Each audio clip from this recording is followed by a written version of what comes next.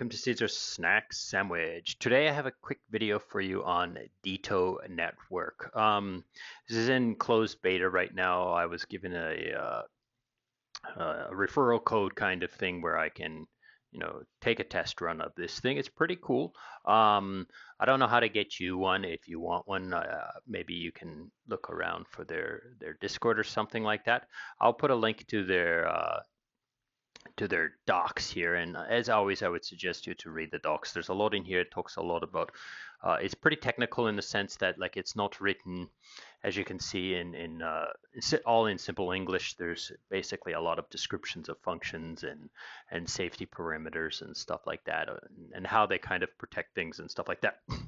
But I'll explain to you how this thing works, and then you can kind of figure out whether or not you can get into this beta, or if you can just wait for it to be actual live and stuff like that, and then consider trying to use it. Okay, so it's pretty simple. Basically, it says right here, it's an active automation platform. So basically, you can use this to automate some things.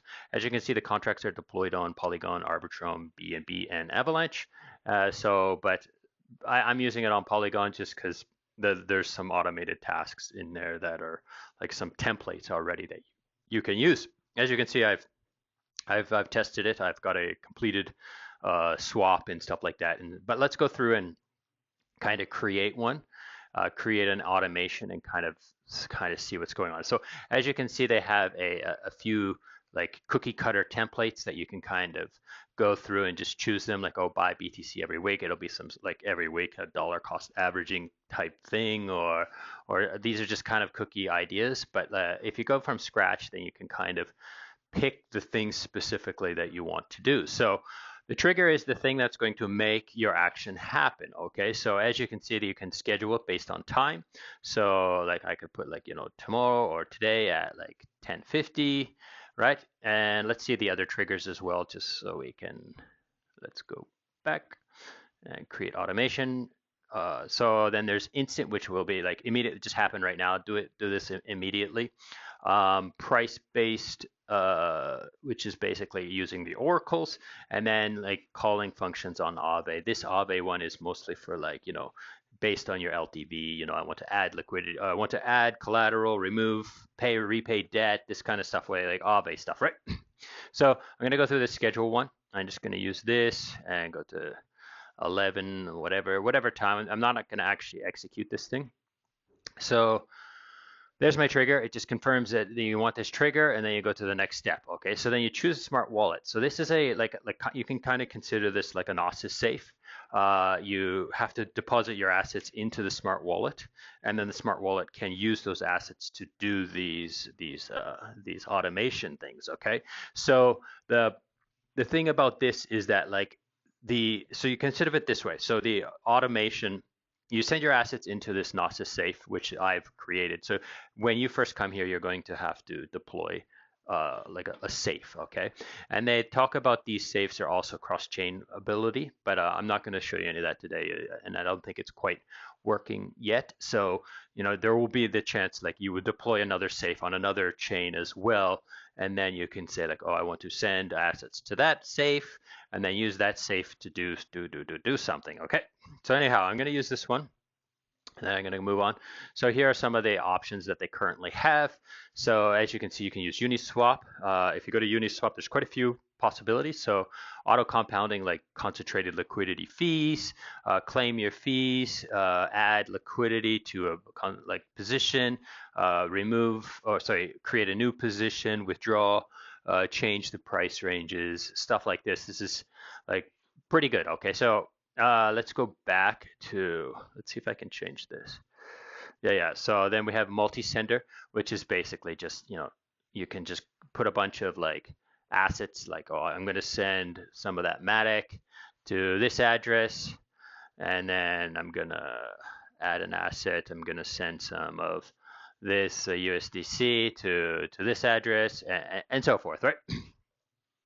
And then, so I'm going to go back on that one. So let's delete that one and go to multi-send. And then we have this stealth multi-sender. And this is as you can see, it doesn't work. It's grayed out right now. But basically what that is it's like send a bunch of tokens across this bridge to this wallet, and then send them back across the bridge to all these different wallets for different times. So this is a way to kind of like it's not gonna, like it's not a washer in the sense like you're not completely hiding it, but it creates it much harder for people to track. Like if you're moving $10 million and you don't want people to know easily know where you've moved it, then you can kind of use this because there's gonna be some time gaps between each of those send backs to those different wallets. Okay, execute contract. So you just put a contract in here.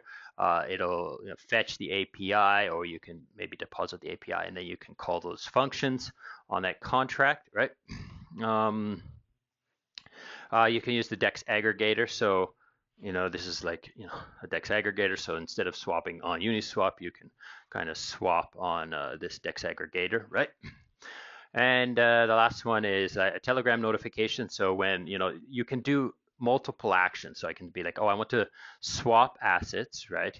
And then I want to call this function on this contract, or I want to collect my fees, and then I want to send some assets to this address, and then I want to tell Telegram that I've done so. Okay, so you can kind of chain these things together, and then you would click this after you've let's do one. So let's just do swap Matic. Let's just put one Matic for one USDC for USDC.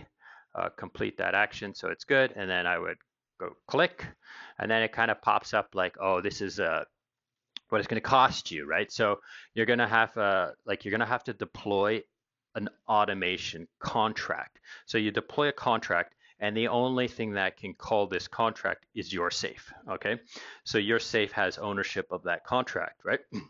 So then there's going to be a gas cost. This is the gas cost to deploy that automation contract, right? And then here you say deposit this much into my wallet balance.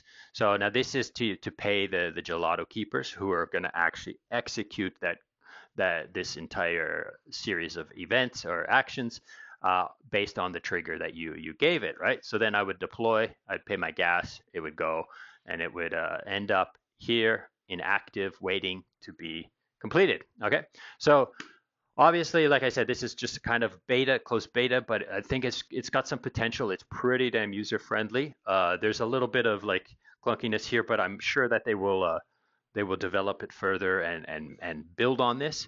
And then also there's not a whole lot of possibilities inside that inside those possibilities. Like the let's just go quick here, complete trigger, smart wallet, and then like inside these actions, there's not a massive amount. So but they can add to these quite easily because your safe is just going to take these libraries and then deploy one for yourself, right? And then after, when they can keep adding and adding and adding functionality as things come along, right? They can add to this list of possible protocols that they want to use, right? Or like execute contract pretty much allows you to do anything, right? That's on chain, that contracts are there to be used, okay? But to make it a little bit user more friendly, then they can probably integrate certain projects that are more, just it'll make it more of a GUI instead of trying to understand how to call functions exactly how they are written in the contracts. So that's it for today. I hope this has been useful and interesting, and thank you so much for watching, and goodbye.